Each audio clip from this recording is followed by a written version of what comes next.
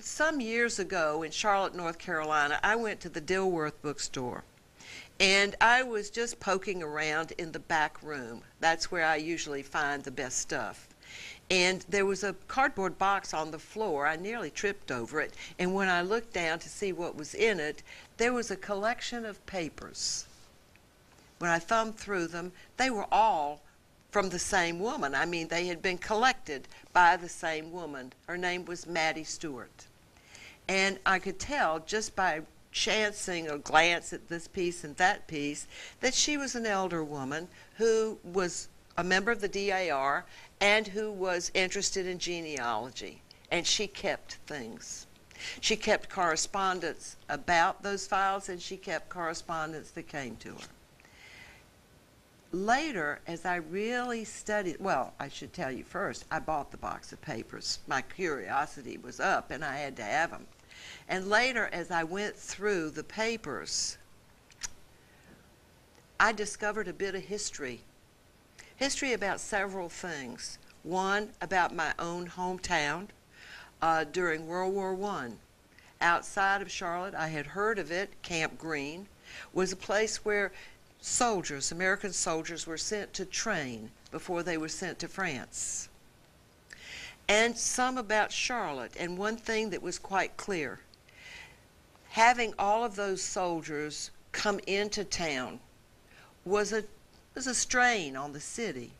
They had no place to go, they needed entertainment, and so the city fathers got together and they asked the churches to get involved. The churches did, and from that, families invited soldiers into their home for friendship, for a meal. And in that box were letters from a soldier that Mrs. Stewart had had to her home. She had him there at first because he was a Hotchkiss from Portland, Oregon. And they both were interested in their genealogy, and they discovered that there was a distant connection on the Hotchkiss line for them. And they also became friends. And he came often, and I know that because he wrote her from England after he left. Charlotte was shipped overseas. He first went to France, and then he went to England.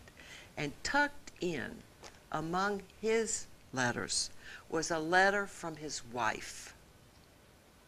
Mrs. Stewart evidently had written to her a friendly letter about her husband, bringing her up to date after one of his visits. She was that kind of woman. I can imagine her doing that.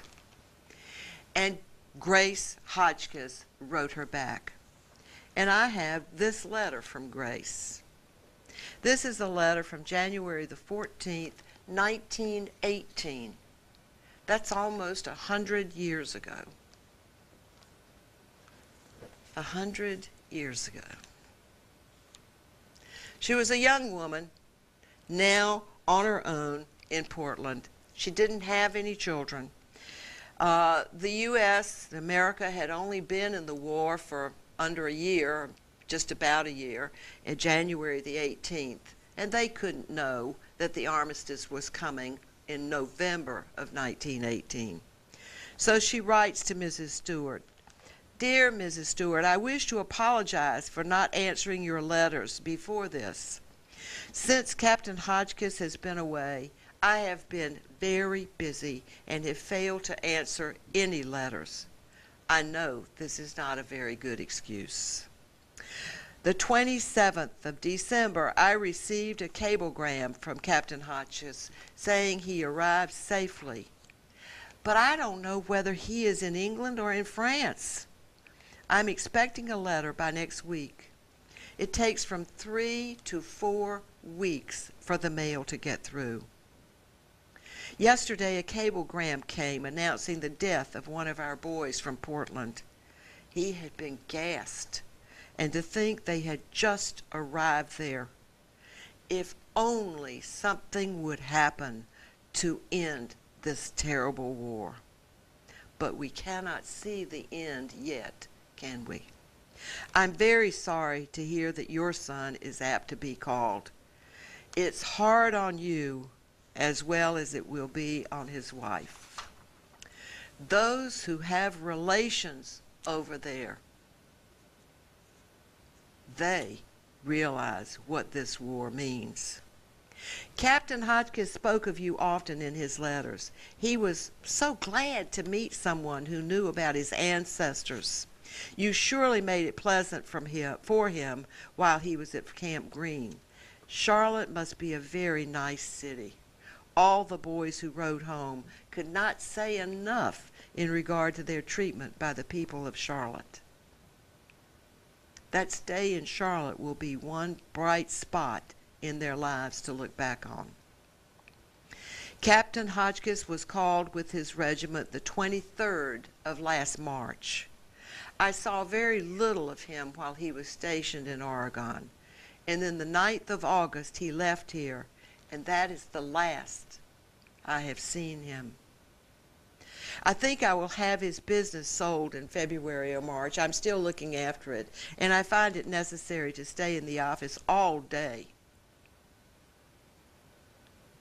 I've just about completed my Red Cross course. They tell me I'm apt to be called on this spring as a first aid nurse or to drive a car. I am very anxious to go to Europe. It does not make any difference to me what I do as long as I get over there. Hoping to hear from you from time to time, and I promise to be more prompt in the future. Very truly yours, Mrs. Clarence Hotchkiss. There was a clipping touched inside her letter, just tucked right in, from the Portland, Oregon newspaper. There was a little headline under her picture. Plucky woman carries on business of husband who went to war. When Clarence Hotchkiss went to war as a captain of Company E, 162nd Infantry, the 3rd Oregon, he left his wife in charge of his real estate and insurance business. Not only has Mrs. Hotchkiss handled this business, but she has done all her own housework, and for the past 7 months has been training to fit her to become a Red Cross nurse. Of the class of 33 nurses, Mrs. Hotchkiss is one of those. She has shown what a plucky woman can do in these war times. And with that clipping is the picture of a very pretty young woman wearing a wide-brimmed hat, long blonde hair. I assume it's long blonde hair because it looks light in the black and white photo. And you know something? That's all I know about her. Or that's all I knew about her. This fall, I went to Charlotte and was looking up some records of my own, in my own family. And the librarian was not busy, and she was very friendly and helpful. And I asked her if she would look up Clarence Hotchkiss to see what she could tell me about him. She looked him up and she looked her up. And that's when I found out that her name was Grace. Grace Hotchkiss, young wife of Clarence. The librarian handed me a piece of paper that showed that they never had any children. And they lived until the 50s. They had a long marriage. And when they died, they're buried in Arlington Cemetery. And any of you that have watched this program know that my husband is buried in Arlington Cemetery and that I look for neighbors. And that here for 20 years I'd had a letter from Grace Hotchkiss, who's buried 2 blocks from my husband. She's a neighbor of mine.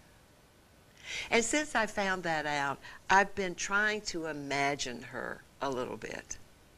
And isn't that where the stories come from? How we imagine things. The country, when they went into the war in 1917, was excited, patriotic, going to go over to solve that war that had been going on since 1914. It's 100 years this year. And I imagine that when his regiment was called up, that they all went to the train station. There must have been a band. There would have been families and weeping and crying, young children maybe running from one end of the platform to the other. Perhaps like in the movies, you would have seen that regiment, the men of that regiment with their heads stuck out of the train window, waving goodbye. The women waving, weeping. And I think of Grace that, you know, her coat pocket must have felt very heavy. Based on the newspaper clipping, he would have given her the keys to the office. And certainly he put a burden of responsibility down on her shoulders. And yet she doesn't seem daunted by it, does it? She doesn't want to stay there and run that business, as she said in the letter. She wants to get to France. I'm looking to find out, but so far, I don't know whether she actually got to France or not. But other things that I have read about what women did to get over to help with the war. They joined a military. They were nurses. They were doctors. They weren't allowed to go to France if they had a husband or a loved one over there. So my thought is that she would have been a very valuable Red Cross volunteer and nurse, but she probably did not get to France. When I find out, I'll let you know. Thank you for coming and for listening to a little of Grace's story.